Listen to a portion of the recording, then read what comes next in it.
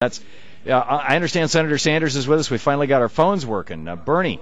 Yes, how are you, Thom? Hey, great to have you with us. Bernie, what's going on Capitol Hill? What's going on in your world? Well, my world is we've been working for the last couple of weeks on what I consider to be an enormously important issue, and that is trying to defeat Ben Bernanke's renomination as chairman of the Fed. Unfortunately, we were not successful. It was the first bipartisan effort we've seen so far, though. Well, it brought you had together both Democrats and Republicans voting against him. Yeah, it did. It brought some very strange bedfellows, some right-wing Republicans with some progressive people in the Democratic caucus.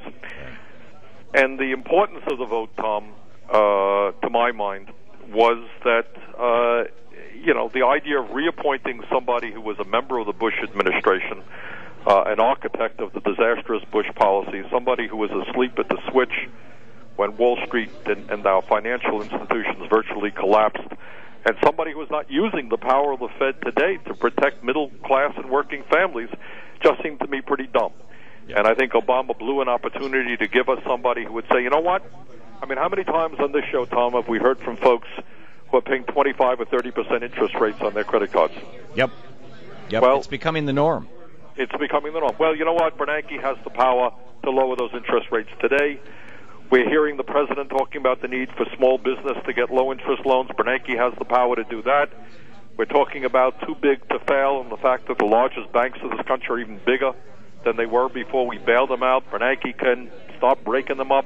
We're talking about transparency and answering the question of who got trillions of dollars of zero-interest loans from the Fed. Bernanke could do that. So it made no sense to me to reappoint him. And we waged the fight. We lost. And we'll regroup and do what we can to make the Fed accountable. The good, it's interesting to read the headline, the difference in the headlines between the newspaper Rupert Murdoch owns and the Financial Times. The headline in the Financial Times today was that Bernanke was basically rebuked by having 30 senators vote against him, more than for the confirmation of any Fed chief in history. The Wall Street Journal, of course, isn't it wonderful Bernanke's back in. Right.